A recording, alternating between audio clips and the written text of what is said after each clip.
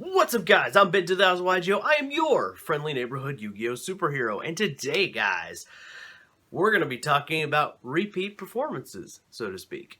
Stick around.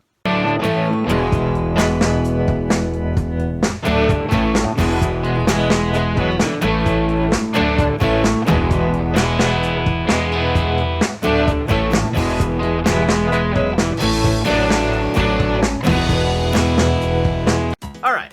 So today's video is 10 decks that are basically, it's more like 20 decks, but it's 10 pairs of decks that are basically the same deck. Before we get into that though, I do want to let you guys know we are Patreon powered here on this channel, so if you guys want to see us get new equipment, make sure that you check out the link in the description. We have links to our Patreon, and we have links to the Team FTK PayPal. So make sure you check those out if you guys want to help support this channel. And without, before I forget, almost forgot, guys. Almost. Also want to let you guys know we are also powered by Inked Gaming. Inked Gaming has a 10% off code, Team FTK 10 for 10% off. Anything that you would basically, any of your geeky needs. I mean, you should really check them out. They've got some grade A stuff. Let's talk about those 10 decks that are basically the same deck. Since you guys seem to like my discussions, which I don't get, but you know what? If you guys want it, I'm delivering. So the first deck on my list, actually, before we get into that, real quick, let me explain something. These decks will not be exactly the same. They'll just have very similar vibes and play styles.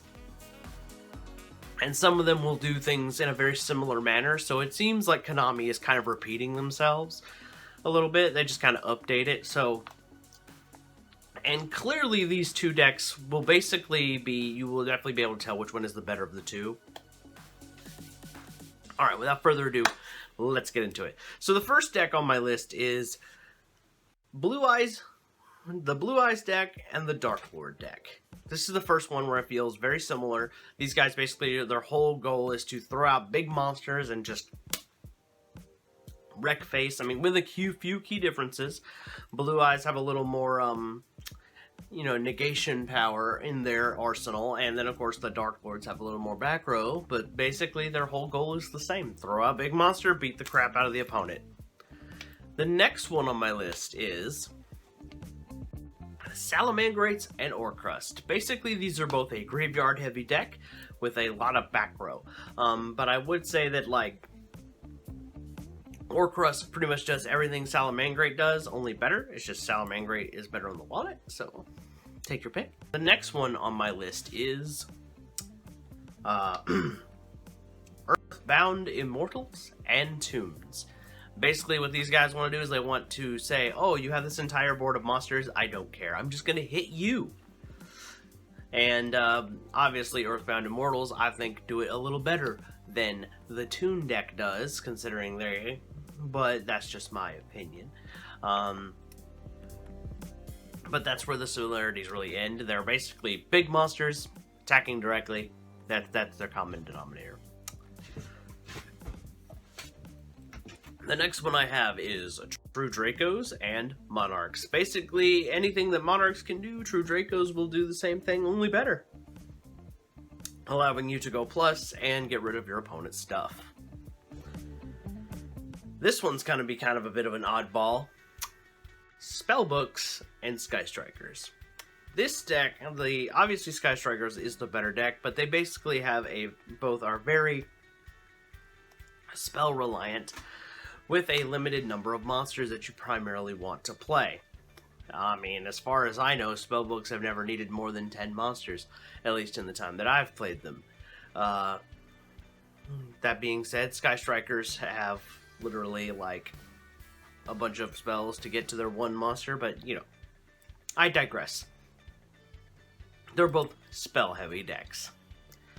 The next one on my list is Boojins and Noble Knights. Now you guys might be thinking, what the hell do these two guys have in common? Well, let me explain. These guys are basically I protect the castle decks. So for example, for Boojins, it's mostly Yamato. And for Noble Knights, it's mostly King Arthur. So with these two guys, it's all about protecting their big monsters. With Boojins, you use Graveyard and Hand Trap support.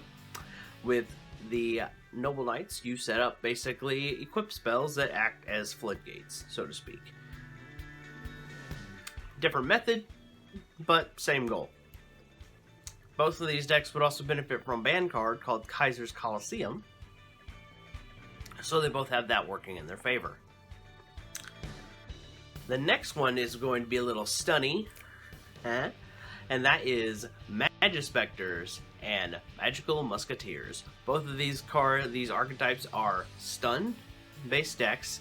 They both have, they both can use Ties of the Brethren, and they both can get a buckload of negates and disruption. It's just that, obviously, Magical Musketeers probably does it a little better. The next one has one of my personal favorite decks in it, and that is Dragoonides and Cyberdarks. Both of these decks want to equip a dragon. For Dragoonides, it's so they can make really big synchro plays. For Cyberdarks, it's, you know, it's just kind of a more, most of the time it's more of an attack boost, but both of these decks have their big monsters, so to speak, and they also have a field spell that is huge time support for their archetypes. So, a lot of similarities. It's just, you know, one's winged beasts and dragons, the other one's robots and dragons. It's just, you know, take your pick. The next one on this list is Invoked and Shadows. I feel like Invoked does everything that Shadows does, only better because you get to use your opponent's stuff, and they have all the same, both of them have the main 6 attributes to fuse with. It's just that, like I said, Invoked does it better, being that they have a spell card that lets you use the graveyard.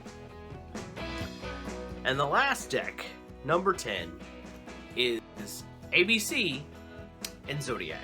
Now, I know this one's probably the most controversial on this list. Like, how do you get the idea that these two decks play similarly? I will explain.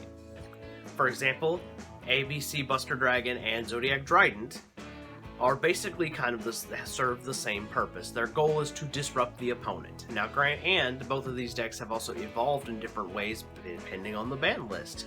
So, for example, ABC actually has incorporated links really well. Zodiac, they've had some regional success lately, but in the OCG, they also got Trident banned, and then they had a Broad Pool variant. So they've also evolved with ban list and over time.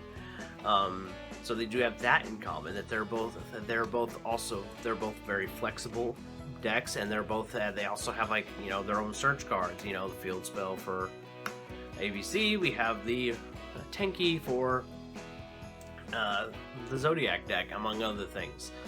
The point that I want to get at is they both have a powerful disruption. They both have the ability to go plus in crazy ways that you never would expect unless you're a pilot of that deck.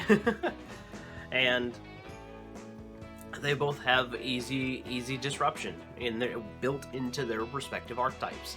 So it's very much like ABC very much has the feel of being a budget robot version of Zodiacs. So, if you guys like this video, if you liked this really quickie, like, top 10 list, you know, and if you think there's any decks that I missed, make sure you put that in the comments below. Give this video a like, and consider subscribing to the channel, Team FTK. This is all I got for you guys. I am YuGiOh. I am your friendly neighborhood Yu-Gi-Oh superhero, and I will catch you guys later. Peace!